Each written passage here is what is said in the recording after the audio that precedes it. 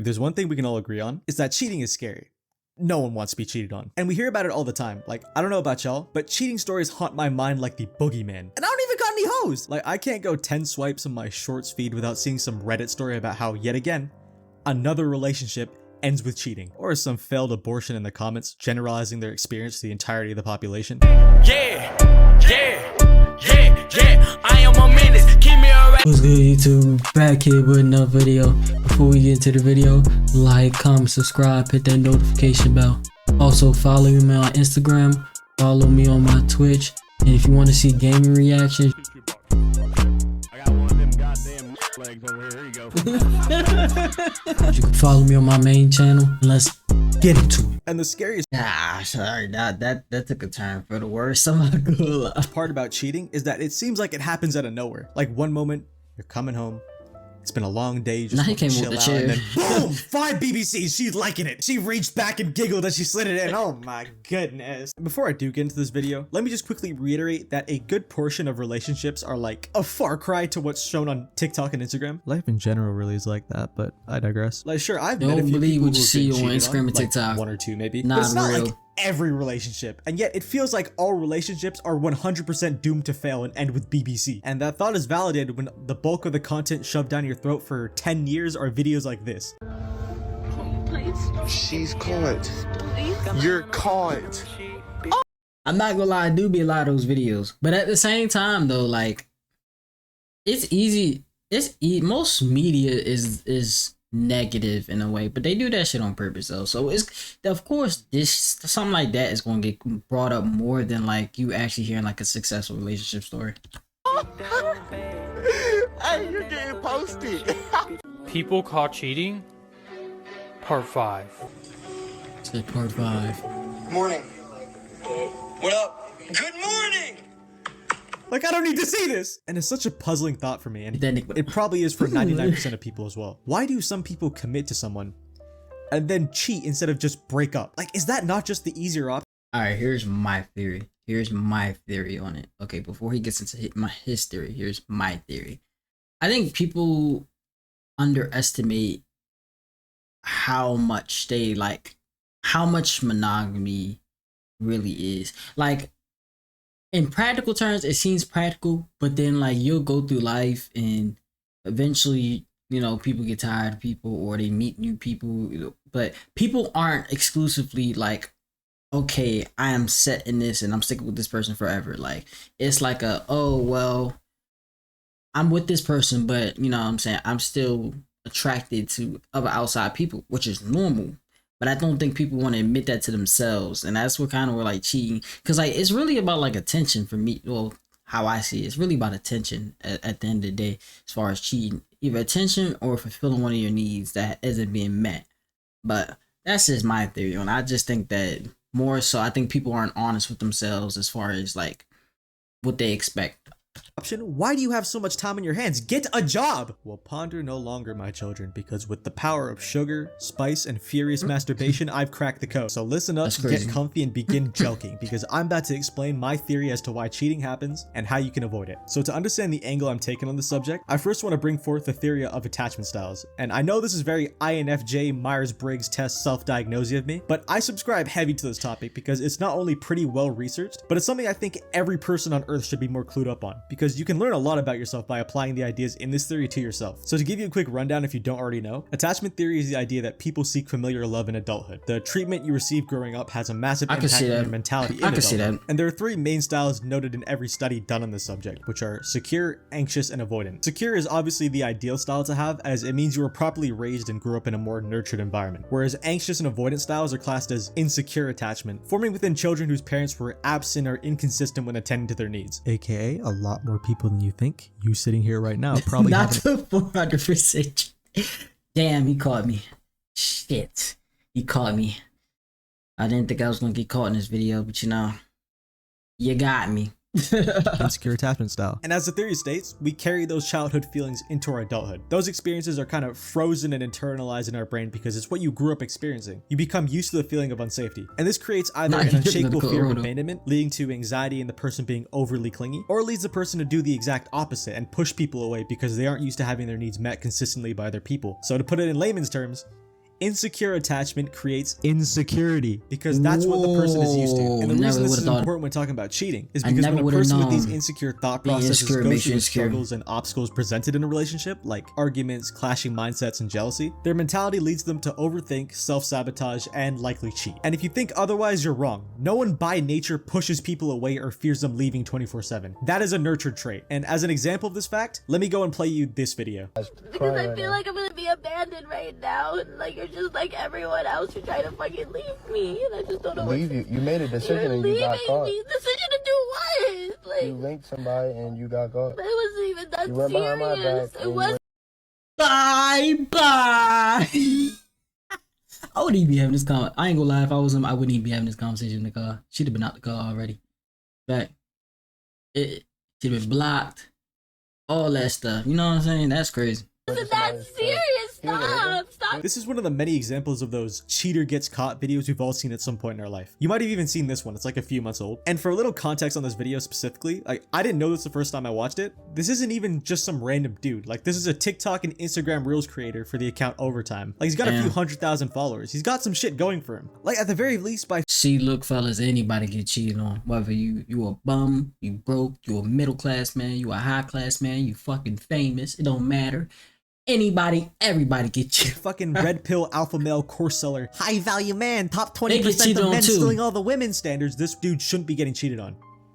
Yet he just did. So They what do get y'all cheated think on too, happened bro. this Don't let year? that fool Because you. it's definitely not a material issue that caused this to happen. Well, how I see it and how I want y'all to understand it is that even though having things to offer is important, if one person or the both of you can't handle problems in a healthy way, it breeds resentment because the feeling doesn't get properly processed and squashed, which is especially true for the people with insecure attachment because, again, problems is what they're used to, so it's their default way of thinking. Like, listen to her babble after getting caught. Because I feel like I'm gonna be abandoned right now, and like you're just like everyone else. You're trying to fucking leave me. Can you please come back with me? Please? Get off of me. Please come back. Like stop. No, I'm sorry. I shouldn't be laughing at this, but the asshole would be as soon as she said you're just gonna ban him like everybody else. You're damn right. I definitely am. Oh man, I'm not a good person. You only did it because you answer your fucking phone. Like you never answer your phone, and you're never there for me. You know what I'm doing. I'm Never always there at the for gym. me. What gym?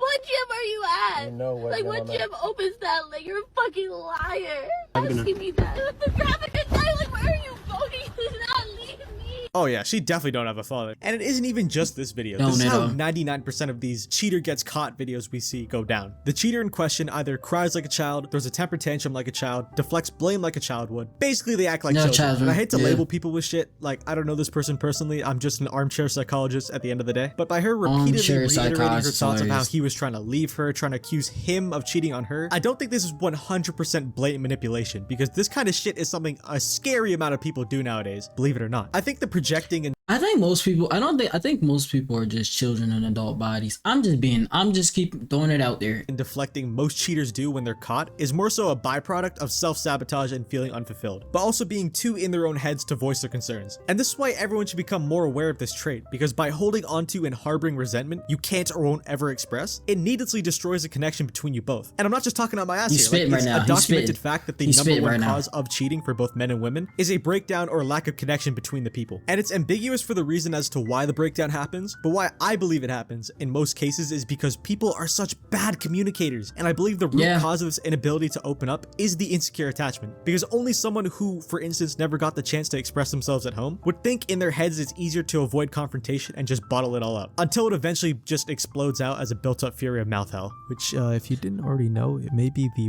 worst way of conveying your thoughts, just FYI. Like, once you hear the line, I just think it's funny how, oh yeah, You're cooked, buddy. You might as well just go ahead, pack it up, my boy. Just get your stuff. Look, get your stuff. Throw it out the window for her. done.